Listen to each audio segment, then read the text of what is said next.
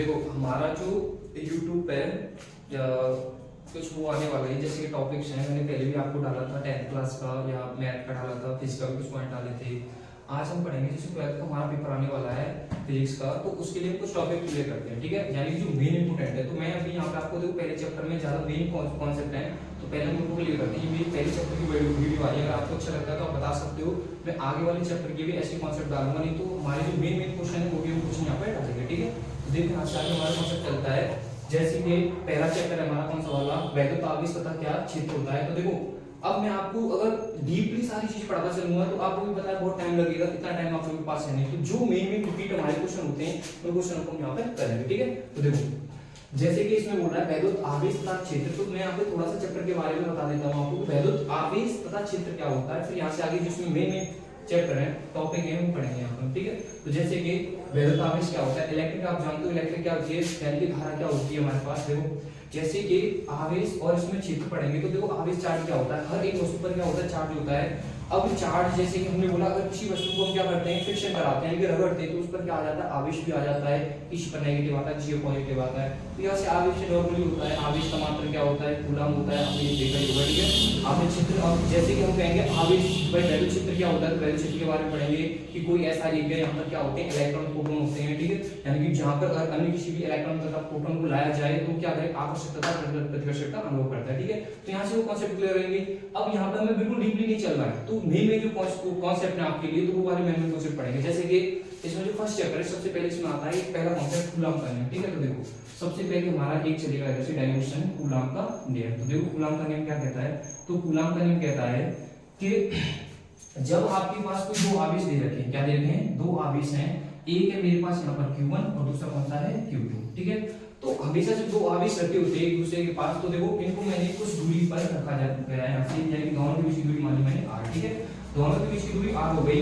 ये दोनों आवेश हैं, दोनों आवेशों के मध्य की दूरी कितनी है, मेरे पास r है, ठीक है। तो देखो जब दो आवेश कुछ दूरी पर रखे होते हैं तो उनके बीच में लगता है आकर्षक या प्रतिकर्षक बल, ठीक है, तो जिसको हम बोलते हैं वैद्युत बल। तो देखो यहाँ से हम कहेंगे, देखो इसमें लैंग्वेज भी इसी हिसाब से लिखनी है, इसी हिसाब से लिखनी है, जैसे कि दो आवेश हैं और दोनों आवेशों के मध्य कितनी दूरी पर रखें, r पे रखें। तो ये जो मैं बोलता जा रहा हूँ वो क्या लिखना है आपको, यहाँ पर लैंग्वेज में लिखता जा रहा है, ठीक है। जैसे मैंने कहा दो आवेश किसी r दूरी पर रखे हुए, उनके मध्य लगने वाला आकर्षक या प्रतिकर्षक बल जो होता है वह इन दोनों आवेशों के परिणाम के गुणनफल के क्या होता है, प्रोपोर्शनल टू, यानी कि अनुपात होता है। जैसे कि मैंने कहा इनके मध्य में लगने वाला एक तो आकर्षण भी हो सकता है या प्रतिकर्षण भी हो सकता है, हम बोल सकते हैं दोनों बल लगेंगे इधर, जो ये चार्ज पर डिपेंड करता है। अगर चार्ज कैसे होते हैं हमारे पास, विजातीय चार्ज होते हैं तो वहां पर आकर्षण बल लगता है, और जो सजातीय आवेश होते हैं वहां पर क्या लगता है, प्रतिकर्षण बल लगता है, ठीक है। तो देखो जैसे मैंने कहा जो लगने वाला बल होता है वो किसके प्रोपोर्शनल टू होता है, इन दोनों जो आवेश हैं उनके परिणाम के क्या होता है, गुणनफल के अनुपाती होता है। पहला पढ़ ये हो गया। दूसरा हम कहेंगे जो हमारे पास लगने वाला बल होता है, जो बीच की दूरी होती है उसके बल के क्या होता है, व्युत्क्रमानुपाती होता है। तो यहाँ से कॉन्सेप्ट हो गया 1/r²। अब यहाँ से मैंने कहा अगर हम दोनों को क्या करते हैं, कंबाइन करते हैं, तो यहाँ से एक फॉर्मूला निकल के आता है, F प्रोपोर्शनल टू क्या हो जाता है, Q1 Q2 अपॉन क्या हो गया, r², ठीक है। जब हमारा प्रोपोर्शनल टू हटता है तो यहाँ से हमारे पास एक कॉन्सेप्ट आता है, F इक्वल टू कितना हो जाता है, कोई एक नियतांक मान लिया मैंने यहाँ पर कि Q1 Q2 अपॉन क्या हो जाता है, r² हो जाता है, ठीक है।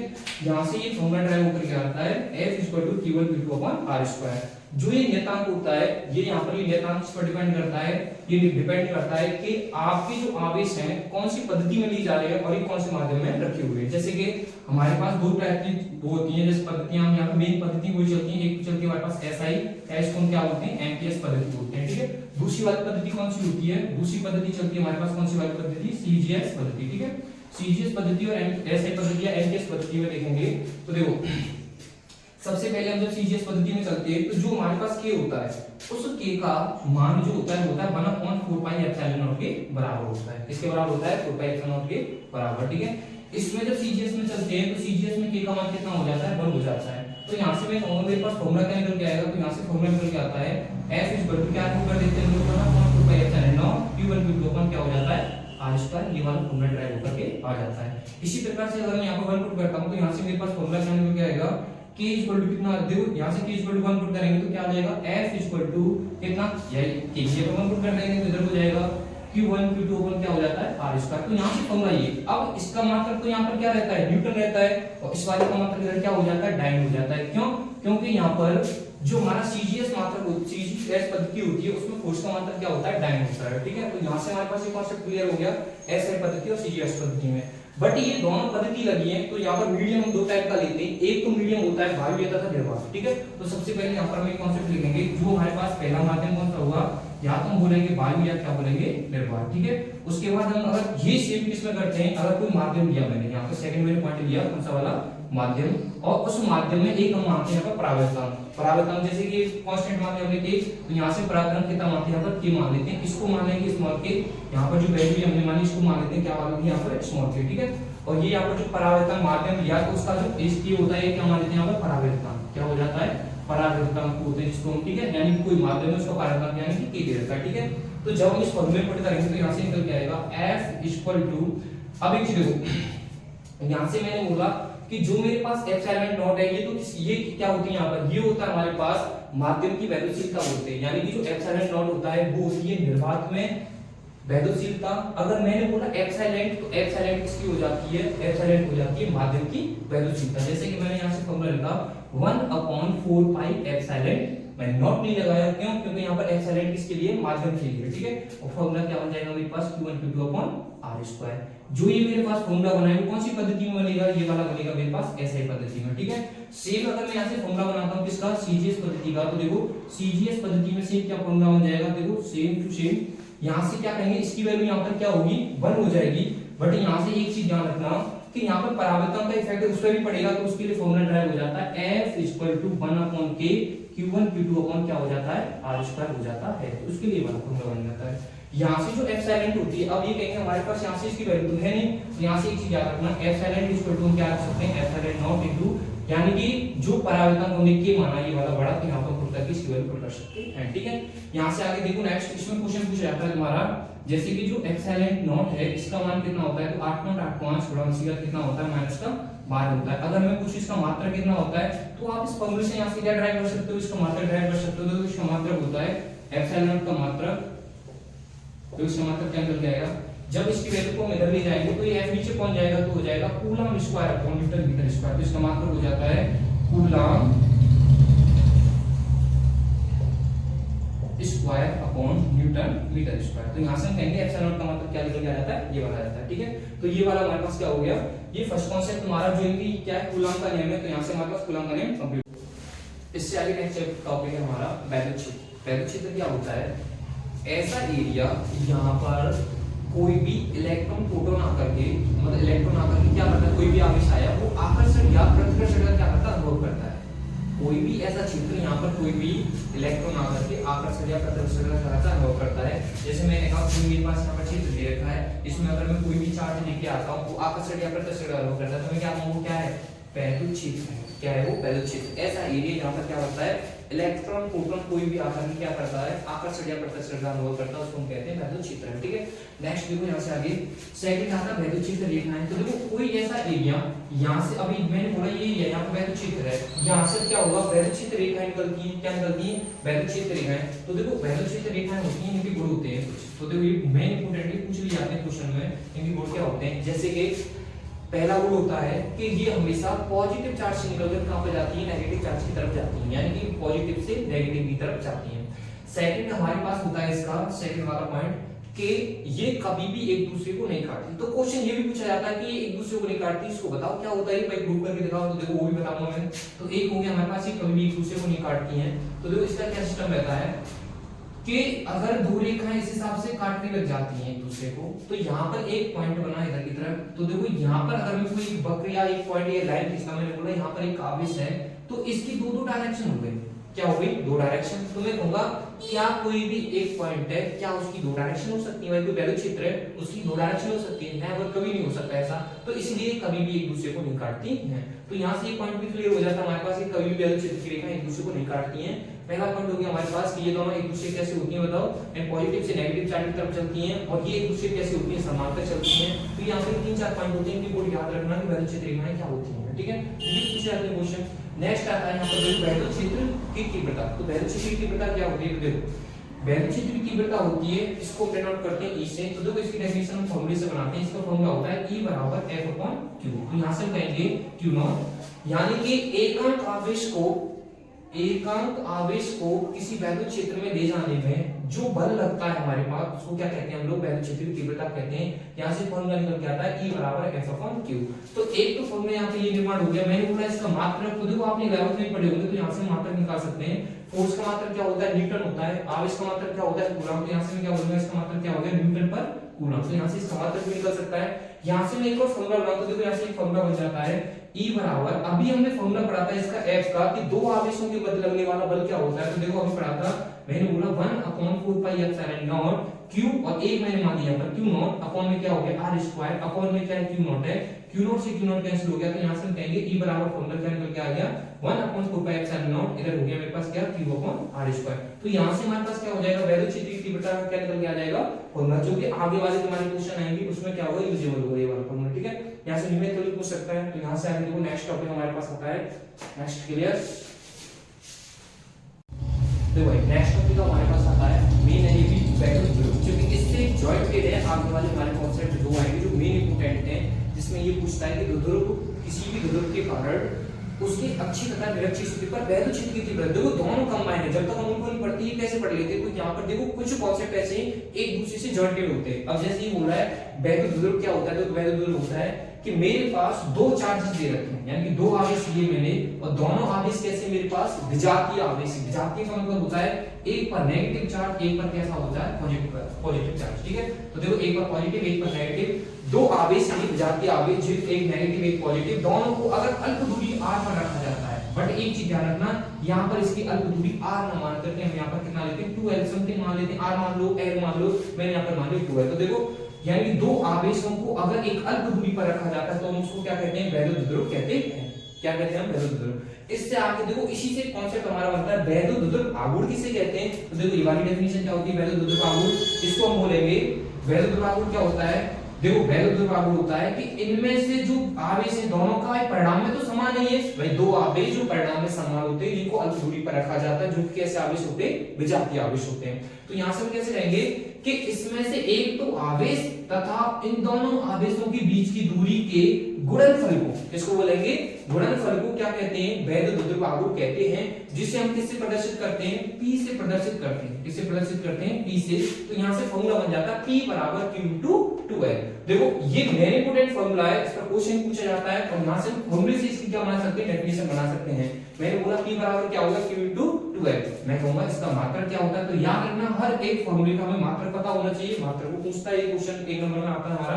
तो देखो आवेश क्या हो गया, आवेश का मात्रक होता है कूलम, और हम यहां से कहेंगे जो l है हमारे पास, l क्या है, दूरी है, तो दूरी का मात्रक क्या होता है मीटर। तो यहां से कहेंगे कूलम मीटर क्या होता है, इसका मात्रक हो जाता है। ठीक है, तो यहां से आगे देखो ये छोटे छोटे कॉन्सेप्ट थे, ये दोनों के दोनों हमने पढ़ लिए।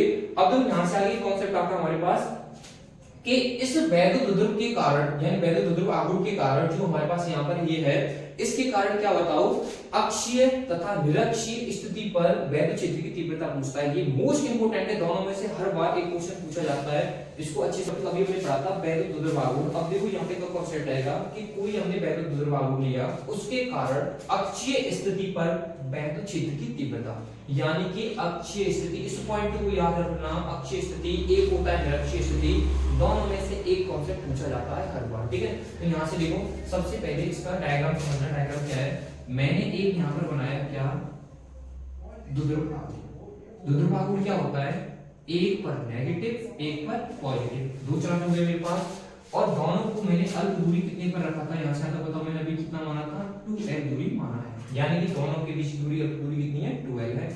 मैंने कहा अक्षीय कौन सा होता है, इसका अक्षीय वाला होता है, तो इसके अक्ष पर कोई एक बिंदु रखा हुआ है, यहाँ पर P, क्या रखा हुआ है, एक बिंदु P रखा हुआ है। ठीक है, अब एक चीज देखो, जो हम पॉइंट मानते हैं उस पर एक आवेश होता है, एकांक आवेश, उसको हम पॉजिटिव चार्ज मान करके चलते हैं। पॉजिटिव चार्ज का मतलब क्या हो गया कि यहाँ पर जब मेरे पास पॉजिटिव चार्ज है, तो एक चीज बताओ, माना मैंने यहाँ पर पॉजिटिव चार्ज है, तो पॉजिटिव पॉजिटिव क्या करते हैं, रिपल्सन करते हैं। तो मैं कहूंगा इसके कारण जो प्लस Q आवेश के कारण बिंदु P पर जो वैद्युत क्षेत्र की डायरेक्शन होगी वो कहां पर होगी, इधर की तरफ होगी।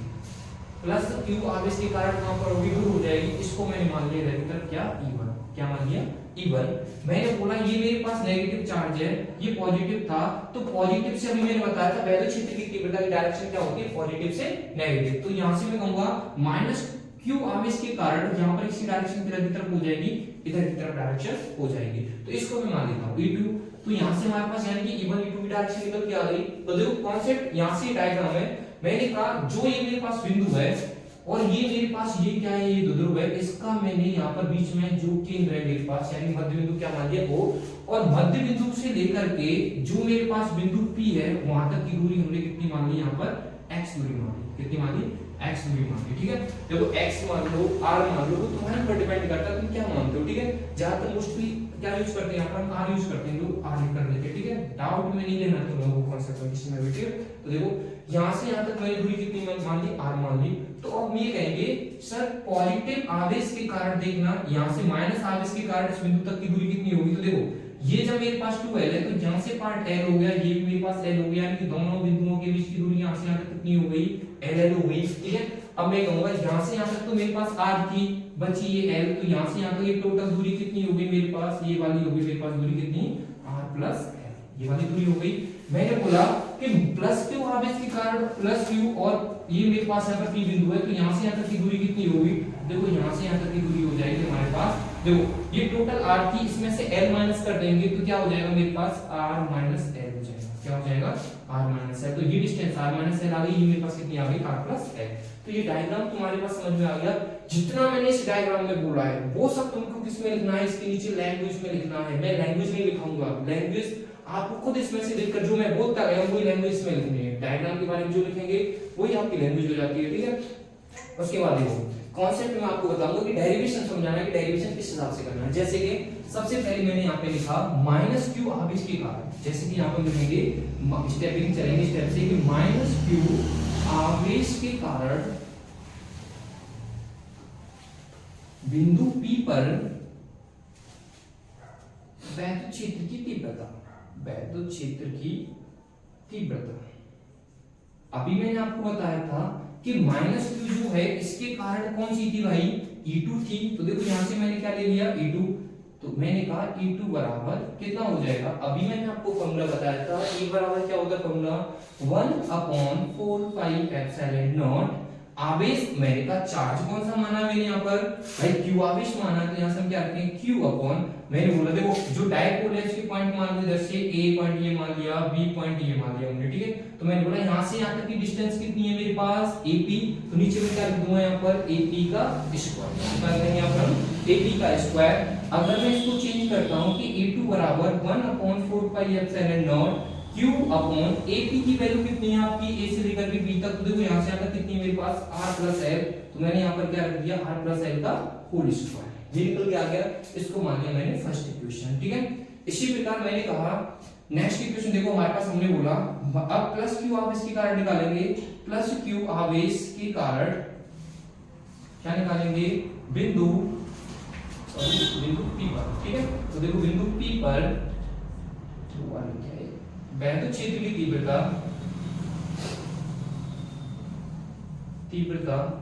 क्या हो जाएगी हमारे पास, बताओ। देखो वो हमारे पास कौन सी थी, प्लस क्यू आवेश के कारण E1 था, तो हम क्या लिख देंगे E1, तो E1 बराबर क्या हो गया 1/4 pi epsilon not Q upon उधर कितना हो जाएगा मेरे पास Bp, तो यहाँ से मैंने क्या लिख दिया Bp का स्क्वायर। तो अब एक चीज देखो यहाँ पर Bp की वैल्यू कितनी है मेरे पास, E1 बराबर 1/4 pi epsilon not Q upon Bp कितना मेरे पास, B से लेकर के P, देखो जल्दी से B से P कितनी डिस्टेंस थी R माइनस L थी, तो यहाँ पे मैंने क्या लिख दिया R माइनस L का होल स्क्वायर। ये कौन सी इक्वेशन बना दी मैंने, सेकंड इक्वेशन। अब एक चीज देखो मुझे किस बिंदु पर निकालना है, P पर निकालना है। इस पर तो P पर तो भाई दो वैद्युत क्षेत्र की तीव्रता निकल के आ गई। अब यहाँ से हम कहेंगे जब दो तीव्रता निकल के आए तो दोनों अक्ष पर हैं और दोनों की डायरेक्शन कैसी है, एक इधर जा रहा है एक इधर जा रहा है, यानी कि दोनों की डायरेक्शन कैसी है, अपोजिट है। तो एक चीज ध्यान रखना, जब एक की डायरेक्शन इधर है एक के, तो दोनों का अंतर जो निकल के आ रहा है तब उसका क्या हो जाता है, यहाँ पर वैद्युत क्षेत्रता परिणामी वैद्युत क्षेत्रता निकल के आ जाती है। ठीक है, तो यहाँ से आगे देखो, इससे आगे जब हम कॉन्सेप्ट करेंगे तो इससे आगे कॉन्सेप्ट क्या निकल के आएगा, हम कहेंगे जो मेरे पास बिंदु P पर वैद्युत क्षेत्र की तीव्रता है, यानी कि बिंदु P पर वैद्युत क्षेत्र की तीव्रता होगी, तो वो तीव्रता कौन सी होगी पता है, E इक्वल टू, यानी कि मैंने कहा अब एक चीज को अंतर जब हम निकालेंगे तो हमें पता होना चाहिए E1 बड़ा है या E2 छोटा है, तो उसके हिसाब से निकालेंगे। तो यहाँ पे देखो जब नेगेटिव की जो वैल्यू छोटी नीचे की तरफ आई है तो वो वैल्यू हमेशा कैसी होती है, बड़ी होती है, और जो पॉजिटिव वाली है वो हमेशा कैसी होती है, भाई ये वाली कैसी आएगी, छोटी आएगी, तो बड़ी कौन सी वैल्यू ई है, E1 है, तो E1 में से हमें क्या माइनस करना पड़ेगा, E2, तो यहाँ से हम लिखेंगे E1 माइनस का कितना लिखेंगे, E2। तो यहाँ से देखो तो हमारे पास E1 वैल्यू दे रखी है, E2 वैल्यू दे रखी है, दोनों को हम यहाँ पे क्या कर देंगे, पुट कर देंगे, तो क्या हो जाएगा, E1 की वैल्यू कितनी है हमारे पास 1/4 pi epsilon not Q upon कितना है R माइनस L का होल स्क्वायर, माइनस का E2 की वैल्यू कितनी है हमारे पास 1/4 pi epsilon not Q upon कितना होता है वो R प्लस L का होल स्क्वायर। यहाँ से आगे देखो इन दोनों में से हम क्या निकालेंगे, कॉमन निकालेंगे, इसको सॉल्व करेंगे, किस हिसाब से यहाँ से इसका फॉर्मूला बनता है। तो देखो यहाँ से आगे ये रहा, इसको साफ कर देता हूँ और कर लेना चाहिए वीडियो को। देखो इस आगे किस हिसाब से सॉल्व करेंगे हम लोग, यहाँ से मैंने बोला इन दोनों में से क्या कॉमन आ गया 1/4 पाई एप्सिलॉन नॉट कॉमन आ गया भाई, E के बराबर जो चल रहा है हमारे पास, मैंने बोला इधर से हमारे पास क्या बच गया, एक Q भी बाहर निकाल देते दोनों में से, तो इधर बचेगा हमारे पास 1/R माइनस L का होल स्क्वायर, इधर क्या हो जाएगा माइनस का 1/R प्लस L का होल स्क्वायर। बड़ा डेरिवेशन है, ध्यान रखना इस चीज को, ठीक है। अब इससे आगे देखो Q/4 पाई एप्सिलॉन नॉट, इन दोनों में से एलसीएम लेना है, क्या लेना है, एलसीएम। तो एक चीज देखो यहाँ से जब मैं एलसीएम लूंगा तो दोनों आएंगे एलसीएम में, बट ये माइनस वाला ये प्लस वाला है, तो दोनों एक one time minus one time plus क्या होता है formula a square minus b square, तो यहाँ से हम क्या कहेंगे r स्क्वायर माइनस का l स्क्वायर का क्या हो जाएगा होल स्क्वायर, ये इधर की तरफ पहुंच जाएगा, ये इधर की तरफ पहुंच जाएगा, तो यहाँ से हम कहेंगे r प्लस l का क्या हो गया होल स्क्वायर माइनस का r माइनस l का होल स्क्वायर। यहाँ से आगे वन a प्लस b का होल स्क्वायर लगा देंगे, a माइनस b का होल स्क्वायर लगा देंगे। तो देखो यहाँ से क्या करते हैं Q अपॉन 1, देखो यहाँ पे हो गया 4 पाई एप्सिलॉन नॉट, इसको सॉल्व करो r स्क्वायर प्लस का l स्क्वायर प्लस का 2rl माइनस का जब अंदर मल्टीप्लाई करूंगा इसमें इसको फॉर्मूला बोल के, तो ये हो जाएगा r स्क्वायर माइनस का l स्क्वायर प्लस का क्या हो गया 2rl अपॉन में कितना देख रहा मेरे पास, देखो r स्क्वायर माइनस का l स्क्वायर का होल स्क्वायर। भाई देखो r स्क्वायर l स्क्वायर से r square l square cut जाएगा, माइनस प्लस इसलिए 2rl और 2rl कितना हो जाएगा हमारे पास 4rl स्क्वायर हो जाएगा। यहाँ से हम क्या करेंगे Q upon 4 pi epsilon not, ऊपर हो गया मेरे पास कितना बताओ 4rl अपॉन में नीचे कितना हो गया r square minus l square का होल स्क्वायर। यहाँ से आगे देखो एक चीज ध्यान रखना, यहाँ से देखो जो l स्क्वायर है उसको हम यहाँ पे क्या कर देते हैं नगण्य मान लेते हैं, कैसा मान लेते हैं नगण्य, कि r स्क्वायर जो है वो है बहुत छोटी सी मामूली सी कैसी है वैल्यू है, जब ये मामूली सी मानेंगे तो ये वाले को नगण्य मानेंगे तो इसको एस्केप कर देंगे। तो देखो यहाँ से साइड से लिखना है हमें, कैसे लिखना है कि r स्क्वायर की जो वैल्यू है वो है बहुत ही बड़ी है l स्क्वायर से, ठीक है। तो जब ये नगण्य होगी तो यहाँ पे क्या बचेगा r स्क्वायर बचेगा। तो यहाँ से आगे देखो कॉन्सेप्ट हम क्या करते हैं कि यहाँ से आगे जब इसको बनाएंगे तो देखो मैंने कहा E इक्वल टू कितना है मेरे पास, E इक्वल टू हो जाएगा Q upon 4 pi epsilon not. अब देखो इसको ऐसे कैसे लिख देते हैं, इनटू में कितना हमारे पास 4rl अपॉन में नीचे क्या हो जाएगा r की पावर 4 हो जाएगा, कैसे 4 हो गया पता चल गया ना, ये तो यहाँ से नगण्य हो गया, स्क्वायर का स्क्वायर करेंगे तो क्या आ जाएगा r की पावर 4 आ जाएगा। इसके बाद देखो E इक्वल टू मैंने कहा इसमें से मैंने क्या निकाला, एक तो 2 निकाल दिया, एक मेरे पास यहाँ पर Q है और एक मैंने L ले लिया, बचा क्या आपके पास यहाँ से इनटू में बचेगा मेरे पास कितना, एक तो 2 बच गया, एक क्या बच गया मेरे पास r अपॉन में एक चीज देखो ये क्या मेरे पास 4 पाई एप्सिलॉन नॉट, नीचे क्या मेरे पास r की पावर 4, भाई ये तो बचा। इन सबको मैंने पास में क्यों लिया, क्योंकि हमने अभी एक फॉर्मूला पढ़ा था, क्या पढ़ा था बताओ जल्दी से, P इक्वल टू 2QL, जिसको हम क्या बोलते हैं द्विध्रुव का फॉर्मूला बोलते हैं। तो इस टोटल चीज को हम क्या बोल देंगे P, तो यहाँ से फॉर्मूला निकल के आएगा कि 1/4 पाई एप्सिलॉन नॉट, इधर क्या हो गया मेरे पास P, एक हाथ से एक कार कैंसिल हो जाएगा इधर, तो नीचे r कितने बच जाएंगे r3, तो यहाँ से फॉर्मूले का निर्माण हो गया कि 2 बचा और p बचा, तो यहाँ से लिखेंगे 2p अपॉन क्या हो गया r2। तो ये निकल के आता है हमारे पास फॉर्मूला इसका। ये फॉर्मूला किसका होता है, ये फॉर्मूला है अक्षीय स्थिति पर, यानी कि हमारे पास वैद्युत द्रव्य के कारण अक्षीय स्थिति पर क्या वैद्युत क्षेत्र की तीव्रता का क्या हो जाता है फॉर्मूला हो जाता है, ठीक है। यहाँ से आगे पढ़ेंगे निरक्षीय स्थिति पर। देखो उससे आगे नेक्स्ट कॉन्सेप्ट है हमारा क्षेत्र। देखो वैद्युत ध्रुव के कारण अब निरक्षीय स्थिति पर पूछ रहा है, पहले हमने किया था अभी अक्षीय स्थिति पर, अब निरक्षीय स्थिति पर। तो देखो निरक्षीय स्थिति वाला क्या होता है, जैसे कि मैंने कहा सबसे पहले एक पॉइंट माना मैंने यहाँ पर कि भाई हमारे पास क्या हो गया, एक हमने ध्रुवांक माना AB, जिसका क्या होता है विजातीय आवेश होता है, एक माइनस का एक क्या होता है प्लस का आवेश होता है, ठीक है। यानी दो आवेश होते हैं, इनकी बीच की दूरी कितनी बताई थी मैंने अभी, इन दोनों के बीच की दूरी होती है 2l दूरी होती है। इसका मध्य बिंदु क्या होता है O होता है, यहाँ से यहाँ तक की डिस्टेंस को हम क्या बोलते हैं L बोलते हैं, यहाँ से यहाँ तक की डिस्टेंस को हम क्या बोलते हैं L बोलते हैं, ठीक है। ये तो दूसरे को हो गया। अब मैंने बोला निरक्षीय स्थिति, तो निरक्षीय स्थिति कहां पर होती है, हमने बोला इसके सेंटर पर ऊपर मध्य बिंदु के ऊपर मान लें P पर, ठीक है। थोड़ा सा नीचे रखते हैं, ठीक है। तो देखो यहां पर मैंने कहा इस पॉइंट से यहां तक की दूरी बताओ कितनी होगी, यहां से यहां तक की दूरी बताओ। तो हमने कहा यहां पर पॉइंट कौन सा मान लिया मैंने, P पॉइंट मान लिया, कैसा साइड मान लिया, पॉइंट मान लिया यहां पर P। मैंने कहा मध्य बिंदु से जो P बिंदु माना है उस तक की दूरी कितनी मान लेते हैं हम लोग, यहाँ पर r दूरी मान लेते हैं। कितनी दूरी मान लेते हैं, ये वाली r दूरी मान ली, ठीक है। तो अब एक चीज बताओ, जब ये इसके परपेंडिकुलर है तो ये तो लंब हो गया आपके पास, ये आधार हो गया, तो कर्ण आप कितना निकाल के दोगे इधर बताओ, अंडर रूट में कितना हो जाएगा r स्क्वायर प्लस का l स्क्वायर। भाई r स्क्वायर प्लस का क्या हो गया l स्क्वायर, ये वाला क्या निकल के आ गया, a से लेकर के p तक की वैल्यू निकल के आ गई। सेम वैल्यू इधर वाली होगी। अब एक चीज सुनो इधर, जब ये दोनों सेम वैल्यू तो हम कहेंगे सामने वाली भुजाएं, तो यहाँ पर ये वाला एंगल थीटा है, तो ये वाला भी एंगल हम क्या मानेंगे, थीटा मानेंगे, ठीक है। ये कॉन्सेप्ट क्लियर हो गया। अब हम देखते हैं भाई इन दोनों आवेश के कारण बिंदु P पर वैद्युत क्षेत्र की डायरेक्शन क्या होगी। तो एक चीज देखो, जैसे मैंने कहा -q, और मैंने भी क्या बताया था तुम लोगों को कि -q, तो यहाँ पर हम कैसे स्टार्ट मानते हैं, पॉजिटिव, प्लस माइनस क्या करते हैं हमेशा भाई पॉजिटिव से नेगेटिव की डायरेक्शन होती है। तो मैंने कहा जो यहाँ पे r भी होगा तो ये -q के डायरेक्शन कहां पर होगी, इधर की डायरेक्शन होगी, तो वाली डायरेक्शन मान ली मैंने e1 की डायरेक्शन कैसे हो गई, नीचे की तरफ। मैंने बोला ये प्लस प्लस है, प्लस प्लस क्या करते हैं, रिपल्सन करते हैं, तो इसकी डायरेक्शन कहां पहुंचेगी भाई, इसकी डायरेक्शन पहुंचेगी ऊपर की ओर, भाई डायरेक्शन ऊपर पहुंच गई। अब हम कहेंगे इसको हमने क्या मान लिया, यहाँ पर e2 मान लिया, क्या मान लिया e2, ठीक है। देखो इसको यहाँ से हटा देते हैं, इसको देखना आप, ठीक है, ठीक है, यहां तक कर लेने वाला कॉन्सेप्ट। अब एक चीज देखो इधर, ये दोनों हमारे पास क्या है, थीटा थीटा है। तो आपने कॉन्सेप्ट पढ़ा होगा कि जो बाह्यकोण होता है किसी त्रिभुज का, वो आंतरिक दो विपरीत कोण होते हैं, उन दोनों के योग के क्या होता है, बराबर होता है। ये थीटा, तो यहाँ पर ये मेरे पास क्या हो जाएगा, 2 थीटा हो जाएगा, क्या हो जाएगा, 2 थीटा। इसके बाद देखो मैं अब सेम कॉन्सेप्ट वहीं से चलेंगे हम लोग, -q आवेश के कारण बिंदु P पर वैद्युत क्षेत्र की तीव्रता का फॉर्मूला क्या होगा, ऐसे q के कारण क्या होगा। अब एक चीज देखो, यहाँ से हम कहेंगे भाई ये e2 पर है, ये e1 नीचे, तो यहाँ से हमारे पास परिणामी जब वैद्युत क्षेत्र की तीव्रता निकालेंगे तो वो क्या हो जाएगी, इसकी परमाणु वैद्युत क्षेत्र की तीव्रता e हो जाएगी। इसकी वैल्यू में यहाँ पे क्या करनी है, फाइंड करनी है, ठीक है। तो देखो यहाँ से आगे सबसे पहले मैंने लिखा -q आवेश के कारण, -q आवेश के कारण बिंदु P पर वैद्युत क्षेत्र की तीव्रता,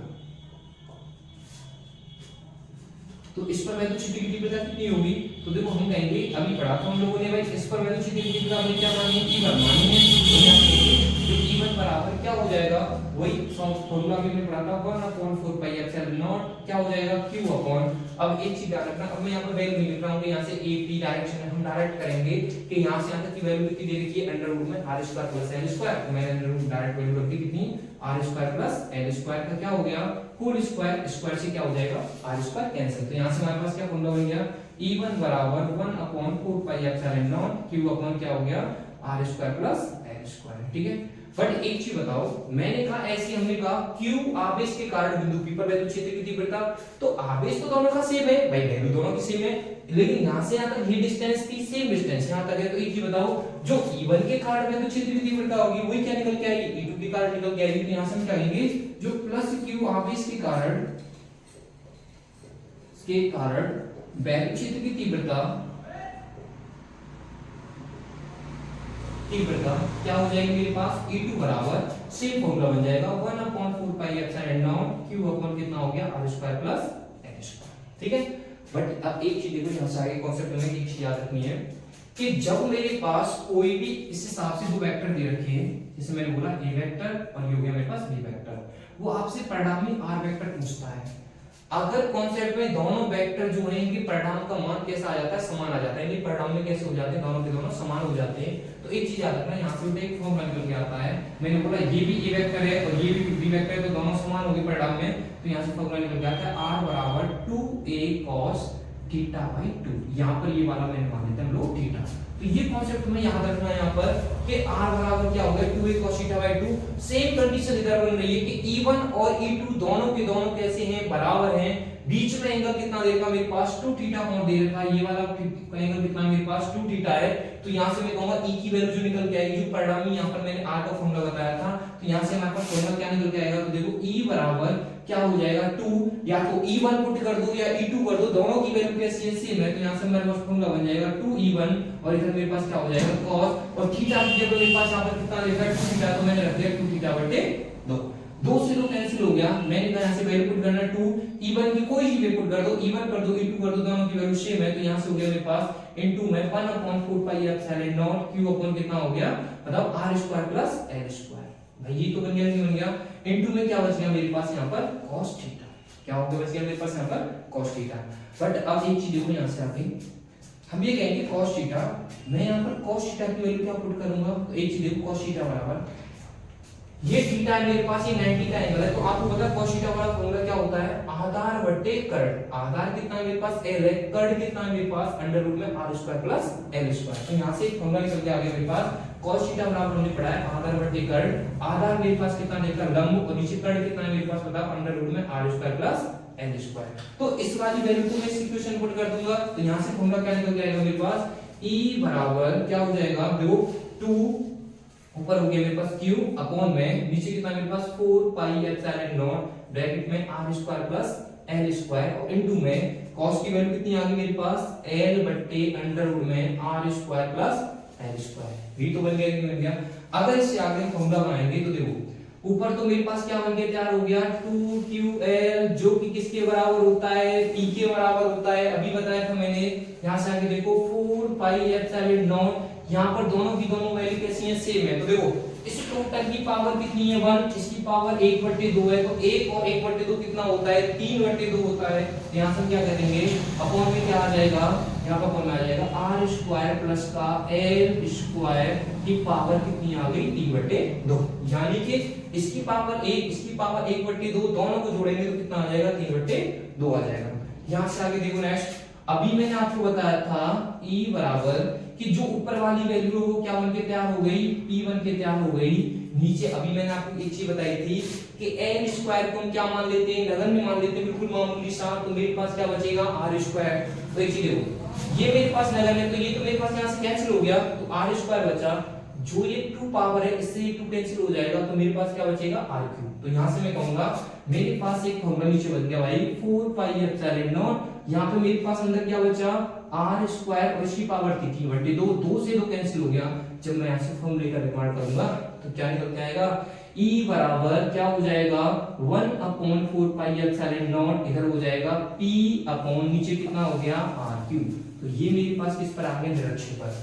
बट एक चीज देखी तुम लोगों ने, ये जो निरक्षेपण निकल के आया है सेम उसी की तरह फॉर्मूला है जो अक्षय वाला था, बट यहाँ पर क्या नहीं आया है 2 नहीं आया, उसमें 2 आता है। तो यहाँ से एक चीज ध्यान रखना, देखो एक कॉन्सेप्ट हम यहाँ से बताएंगे कि यहाँ से कॉन्सेप्ट क्या बनता है मेरे पास कि जो मेरे पास यहाँ से कहूंगा मैं वैद्युत क्षेत्र की तीव्रता किस पर होती है, जो अक्षय पर होती है, किस पर होती है अक्षय पर जो वैद्युत क्षेत्र की तीव्रता होती है वह दुगनी होती है किस पर, वैद्युत क्षेत्र की तीव्रता किस पर, जो निरक्षीय पर होती है। यानी कि निरक्षीय पर जो वैद्युत क्षेत्र की तीव्रता होती है उसका दुगना क्या होता है अक्षय पर होती है। तो ये चीज याद रखना, ये रिलेशन होता है इन दोनों के बीच में, अक्षय पर वैद्युत क्षेत्र की तीव्रता निरक्षीय पर वैद्युत क्षेत्र की तीव्रता कितनी होती है, दुगनी होती है। तो यहाँ से हमारे पास ये दो कॉन्सेप्ट क्लियर हो गए। नेक्स्ट आगे देखो, इससे आगे नेक्स्ट कॉन्सेप्ट कौन सा हमारे, इससे आगे हमारे पास नेक्स्ट टॉपिक आता है बैटरी फ्लक्स। जो हमारे पास इलेक्ट्रिक फ्लक्स होता है जो इसको कैसे काम करते हैं मोस्टली, और इसका जो फॉर्मूला वगैरह मैं बताता हूँ, उसकी डेफिनेशन कैसे पढ़ेंगे। जो बैटरी फ्लक्स होता है वो क्या होता है, कोई हमने एक बंद आकृति ली और उस बंद आकृति में किसी आकार की हो, उसमें मैंने एक आवेश रखा, तो हमेशा आवेश से क्या निकल के आती है, वैद्युत क्षेत्र रेखा निकल के आती है। तो मैंने कहा कि कोई भी मैंने एक बंद आकृति ली, उसमें मैंने एक चार्ज रखा, उस चार्ज से निकलने वाली जितनी भी वैद्युत क्षेत्र रेखाएं होती हैं उनकी संख्या को क्या बोला जाता है, वैद्युत फ्लक्स बोला जाता है। क्या बोला जाता है, वैद्युत फ्लक्स बोला जाता है, जिसको हम किससे नोट करते हैं, फाई से नोट करते हैं। जैसे कि मैंने कहा कोई भी एक पृष्ठ लिया मैंने, अननोन पृष्ठ किसी भी क्षेत्र में, उससे जितनी भी निकलने वाली क्या होती हैं हमारे पास वैद्युत क्षेत्र रेखाएं होती हैं, उनकी संख्या को क्या बोला जाता है, वैद्युत फ्लक्स कहा जाता है। इसको हम डिनोट करते हैं बेटा फाई ई से। तो इसका फॉर्मूला होता है फाई ई बराबर ई वैद्युत क्षेत्र की तीव्रता होती है या वैद्युत क्षेत्र लाइंस होती हैं, इनटू में यहाँ पर ds क्या मान लेते हैं हम, ई ds क्या मान लेते हैं, जो पृष्ठ है मेरे पास उसका क्षेत्रफल मान लेते हैं, ये क्षेत्रफल होता है, ध्यान रखना यहाँ पर ये क्षेत्रफल होता है ds, ठीक है, ई ds हो गया और इनटू में इधर मेरे पास आता है cos थीटा। तो यहाँ से ये फॉर्मूला बनता है हमारे पास phi e बराबर e ds cos थीटा। यहाँ से मैं ये भी कह सकता हूँ, यहाँ से एक फॉर्मूला ये भी हो सकता है कि जो फ्लक्स रेखाएं होती है हमारे पास वो इंटीग्रेशन क्या होती है, e ds के बराबर भी होती है। तो ये चीज देखो, यहाँ से हम फॉर्मूला ये वाला पढ़ेंगे, यानी कि ये थोड़ा सा फ्लक्स के लिए यहाँ पर काउंट हो जाता है, फिर हम टोटल निकाल देते हैं, वहां से ये क्लियर आ जाता है, इसको थोड़ा सा मानेंगे, यहाँ से इंटीग्रेशन निकल के आएगा तो क्या निकल के आता है, कंप्लीट निकल के आता है, ठीक है। तो यहाँ से फॉर्मूला मेन है आपका, बट एक चीज इसमें याद रखना बेटा, देखो इसमें मैं भी कॉन्सेप्ट बताता हूँ, जो वैद्युत फ्लक्स के लिए यहाँ पर ये थीटा बनता है, ये थीटा मेन इंपोर्टेंट रोल है, आपके आगे आएगा गॉस की प्रमेय उसमें। देखो जो ये थीटा होता है वो हमेशा क्या रहता है, जैसे मैंने कहा ये मेरे पास क्या है, वैद्युत क्षेत्र रेखा ई हो गई, और मैंने कहा जो ये पृष्ठ है, पृष्ठ की जो डायरेक्शन होती है क्या होती है, पृष्ठ की दिशा, याद रखनी है, दिशा को डिनोट कर रहा हूं मैं यहाँ पर, पृष्ठ की दिशा, दो दिशा है उनके मध्य में जो बनने वाला कोण क्या होता है, थीटा होता है, उससे हमेशा इसको क्या किया जाता है, डिनोट किया जाता है। जैसे कि अब मैंने कोई पृष्ठ लिया, अब जैसे कि मैंने कहा ये मेरे पास बोर्ड है, इस हिसाब से इस बोर्ड पर मैंने कहा वैद्युत क्षेत्र रेखाएं जा रही है मेरे पास इस हिसाब से, कैसे जा रही है, इस हिसाब से। अब देखो मैंने कहा यहाँ से इस हिसाब से आ रही है, और जो वैद्युत क्षेत्र की डायरेक्शन है मेरे पास किस हिसाब से, इस हिसाब से, तो मैं कहूंगा वैद्युत क्षेत्र की जब मैंने भाई डायरेक्शन क्षेत्र इस हिसाब से दिया है और मेरे पास इस हिसाब से, तो मैं कहूंगा इसके बीच में कैसा एंगल बन रहा है, 90 का एंगल बन रहा है, दोनों के बीच में कैसे बन रहा है, 90 का। तो देखो आगे जैसे कॉन्सेप्ट आएंगे तो वहां पर हम देखते रहेंगे।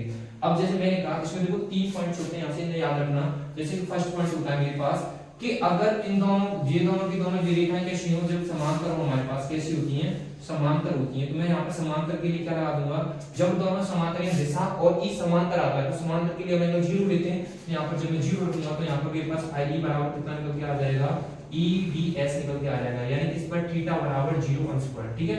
जब 0 अंश पर यहाँ पर ये आया था तो इसको हम बोलते हैं कैसा निकल के आ गया, मैक्सिमम निकल के आ गया, कितना निकल के आ गया, मैक्सिमम फ्लक्स निकलता है। और मैंने बोला सेकंड, देखो सेकंड पॉइंट आ गया मेरे पास लंबवत, तो लंबवत की कंडीशन में क्या हो जाता है, देखो लंबवत में याद रखना भाई कैसा आ जाता है, 0 के बराबर आ जाता है, क्यों, क्योंकि लंबवत में थीटा बराबर कितना लेते हैं, 90 लेते हैं, तो 90 यहाँ पर कुछ लंबवत कॉस्ट ऑफ एंगल कितनी होती है, 0 होती है, और 0 होगी तो इसका को क्या कर देगी, 0 कर देगी, तो याद रखेंगे भाई बराबर कितना निकल के आता है, 0 आ जाता है।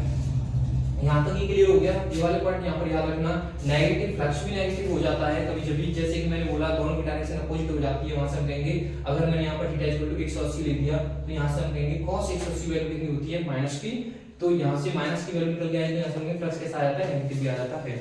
इससे आगे देखो नेक्स्ट कांसेप्ट होता है हमारे पास क्या, गॉस की प्रमेय, तो देखो इसी से रिलेटेड है वो वाली चीज हम उसमें पढ़ेंगे, ठीक है। यानी कि अब देखो गॉस की प्रमेय किसे कहते हैं, गॉस की प्रमेय पढ़नी है तुम लोगों को, और उसके बाद इसकी उत्पत्ति कैसे होती है, तो उत्पत्ति का प्रारूप में बहुत छोटे तरीके से बताऊंगा, उसको ध्यान रखना, ये मेन इंपोर्टेंट पहली इंपोर्टेंट क्वेश्चन है ये वाला, ठीक है, ध्यान रखना इस चीज को। जैसे मैंने यहाँ पर कॉन्सेप्ट लिखा क्या, गॉस की प्रमेय क्या होती है, गॉस की प्रमेय, तो देखो गॉस की प्रमेय क्या होती है, हमेशा एक पॉइंट याद रखना, जो गॉस की प्रमेय होती है वो हमेशा काम करती है बंद पृष्ठों में, इसमें करती है बंद पृष्ठों में। तो मैंने यहाँ से कहा कि कोई भी एक मैंने क्या लिया, बंद पृष्ठ लिया, ठीक है, तो ये कहता है गॉस की प्रमेय क्या कहती है, कोई भी आप एक बंद पृष्ठ लेते हो और उस बंद पृष्ठ में जितना भी कुल आवेश होता है Q, वह उससे निकलने वाली जितनी वैद्युत फ्लक्स रेखाएं होती हैं, फ्लक्स जो होता है उसका 1/एप्सिलॉन होना होता है। इसको हम डेफिनेशन कैसे याद रखेंगे, यहाँ पर हम इसे याद रखते हैं फॉर्मूले से। मैंने कहा जो हमारे पास फ्लक्स होता है वैद्युत फ्लक्स, वो क्या रहता है,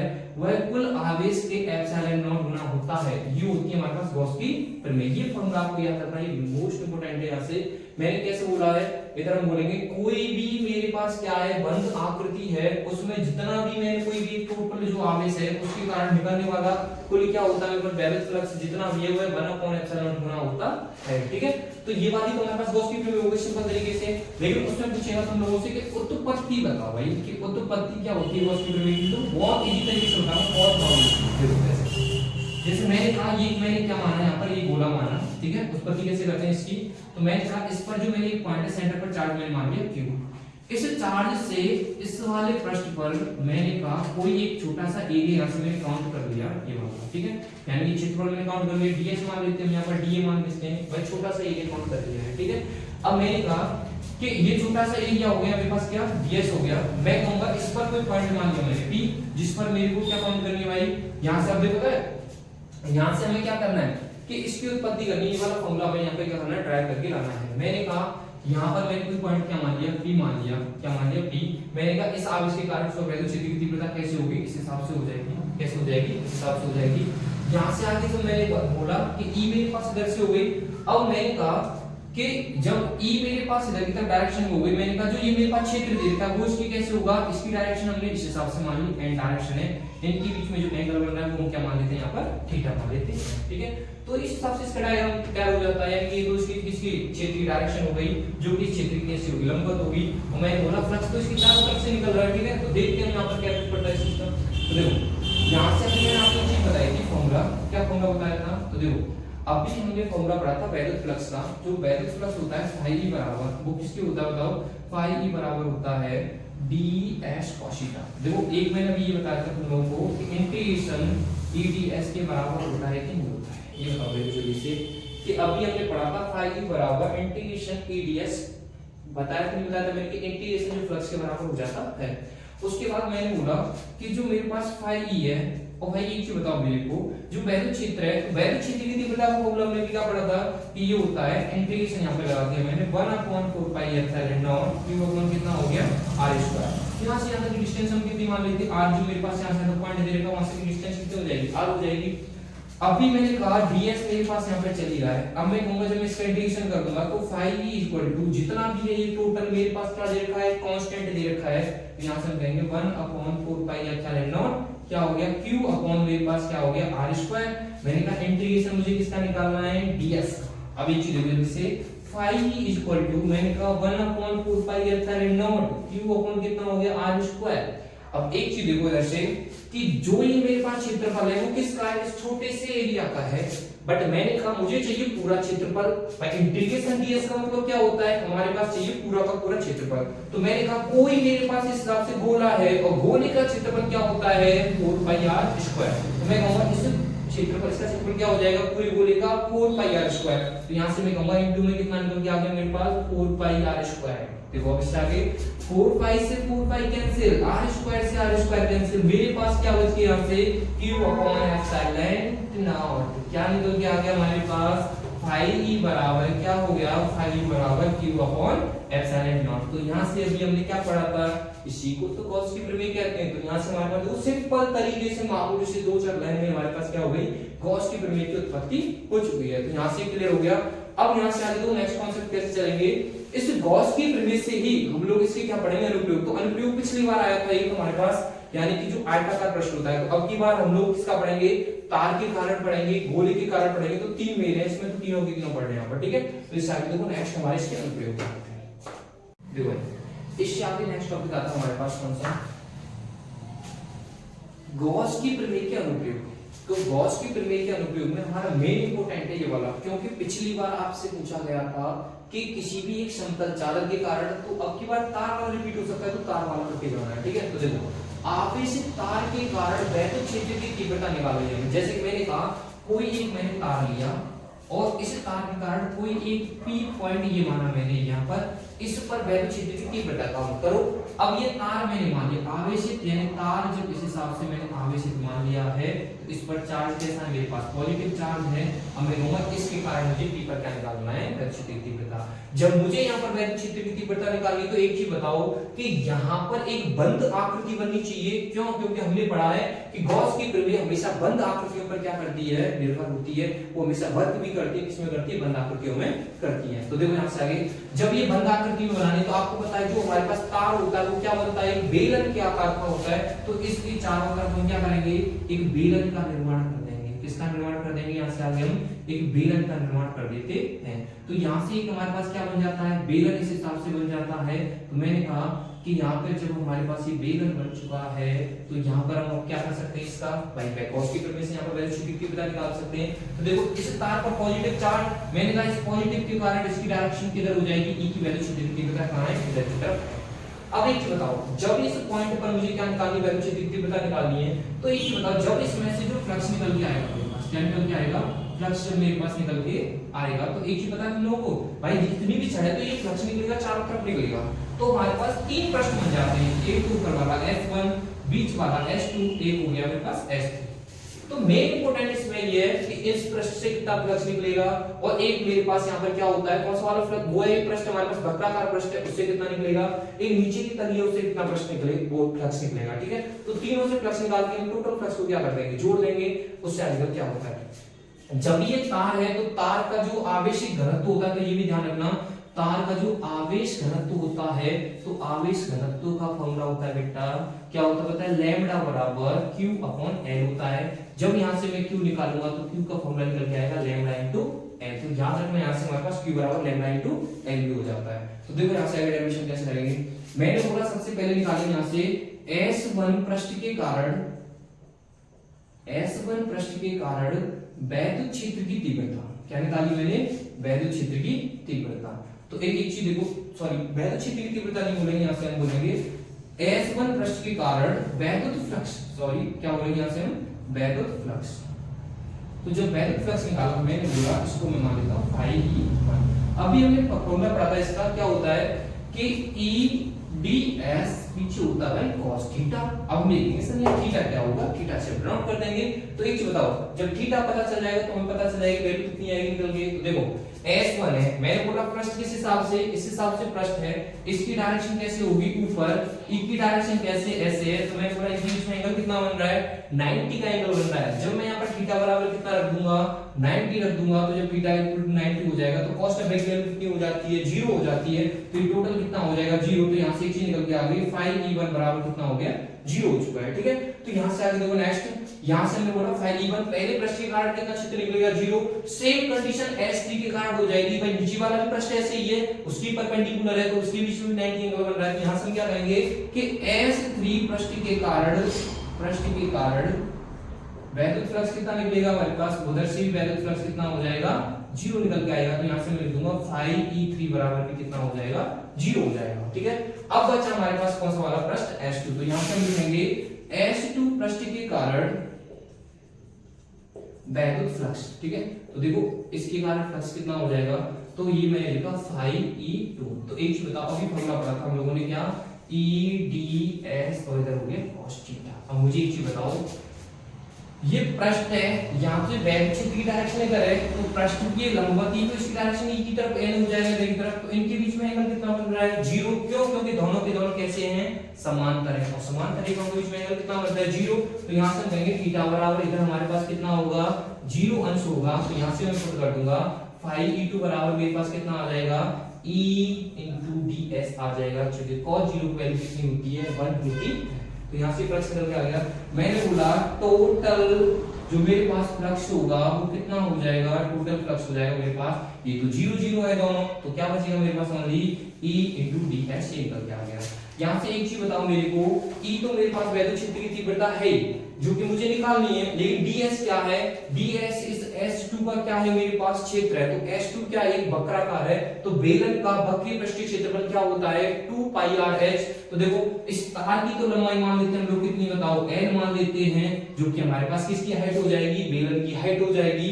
मैंने कहा यहाँ से यहाँ तक इसकी डिस्टेंस जो यहाँ से यहाँ तक दे रखी है, वो मेरे पास बेलन की क्या हो जाएगी, त्रिज्या हो जाएगी। तो यहाँ से मैं E इंटू क्या कर दूंगा, इसका क्षेत्रफल क्या हो जाएगा, 2 पाई r, और h ये पर क्या माना है मैंने, l माना है, तो यहाँ से हो जाएगा 2 पाई r l। ठीक है, यहाँ तक कंप्लीट हो गया, टोटल फ्लक्स निकल के आ गया। अब इस वैल्यू को हम कहां पर रख देंगे, अपना जो गॉस की प्रमेय हमने फॉर्मूला पढ़ा था उस वैल्यू में पुट कर देंगे। ठीक है, यहां से आगे देखो गॉस की प्रमेय का जो फॉर्मूला है हमारे पास, हमने फॉर्मूला क्या पढ़ा था, तो देखो गॉस की प्रमेय है, तो देखो उसका फॉर्मूला क्या होता है, यहां से थोड़ा सा ऊपर कर लेता हूं, नोट कर लेना स्टूडेंट। देखो यहां से अभी मैंने आपको बताया था गॉस की प्रमेय क्या होती है, यहां से लिखेंगे हम गॉस की प्रमेय से देखो गॉस की प्रमेय से क्या होगा, हमने पढ़ा था अभी φE इक्वल टू कितना होता है, Q upon epsilon not. φE जो है वो मेरे पास कितना निकल के आ गया है, E into 2 pi r l equal to में Q मेरे पास यहाँ पर है ही है, मैंने बोला एप्सिलॉन नॉट। अभी एक चीज बताओ, मैंने आपको नीचे अभी एक वैल्यू बताई, यहाँ पर देखना इस चीज को कि यहाँ पर जो आवेश है उसकी वैल्यू हम कितनी रख सकते हैं, पाई इंटू एल। तो यहाँ से मैं कहूंगा E into 2 pi r l equal to, इसकी मैंने क्या रख दिया, pi into L upon epsilon naught. L से एल वैल्यू कैंसिल हो गई, मुझे किसकी वैल्यू फाइंड करनी है, E की वैल्यू फाइंड करनी है, तो मुझे तो यहाँ से E चाहिए ना वैल्यू क्षेत्र की तीव्रता। तो क्या हो जाएगा, लैम्डा अपॉन 2 पाई आर कहां पहुंचेगा, नीचे की तरफ पहुंचेगा, तो ये हो जाएगा 2 पाई आर इनटू एप्सिलॉन नॉट। अब एक चीज देखो, ये फॉर्मूला तो निकल के आ गया हमारे पास, बट ये और सा लग रहा है। हमने भी फॉर्मूला पढ़ा था E बराबर समथिंग इस टाइप से होता है 1/4 पाई एप्सिलॉन नॉट, क्योंकि हमने इसकी वैल्यू पढ़ी है। देखो पाई एप्सिलॉन नॉट दोनों चीज है यहाँ पर, लेकिन यहाँ पर 2 है, मैंने 4 कैसे बना दिया कि 2 का मल्टीप्लाई कर दो ऊपर, 2 पाई कर दो नीचे, 2 2 जा कितना हो गया 4, लेकिन बचा ऊपर क्या हमारे पास 2 और लैम्डा बचेगा और नीचे क्या बचेगा r। तो ये हमारा करेक्ट एकदम देखने में भी अच्छा लग रहा है, ऐसा फॉर्मूला लेके आ चुका है। तो देखो ये हमारा लास्ट टॉपिक है, तो ये हमारे पास खत्म हो गया। ये तुम्हारा पहले चैप्टर में जितने भी मैथ टॉपिक है वो सारे कंप्लीट हो चुके हैं, ठीक है। आगे तुम्हें जितने भी टॉपिक अच्छे लगते हैं तो मेरे को नीचे कमेंट में बता सकते हो, आगे तुम्हारे लिए मैं और भी टॉपिक बना सकता हूँ, ठीक है। वैसे हमारी आगे वीडियो आएगी तुम्हारे लिए, यानी कि उसमें हम पढ़ेंगे जितने भी सारी बुक के जितने भी मेन इंपोर्टेंट टॉपिक्स हैं वो सारे टॉपिक कराऊंगा आपको, ठीक है। तो वो हमारी शायद 3 घंटे की वीडियो आएगी, जल्दी पेपर से देखना। Like and subscribe and share, thank you.